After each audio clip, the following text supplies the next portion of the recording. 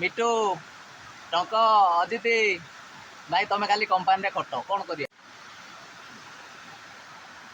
नमस्ते ओडिशा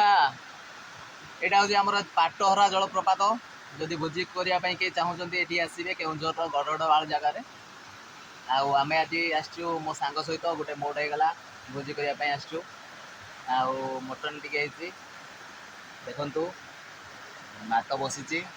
आ कि समय पर खाइबू आम दीज ही आसचु आम 3 जन सांग अच्छा अलग से आसी ना मिटू टंक अदिति भाई तुम खाली कंपानी खट कौन कर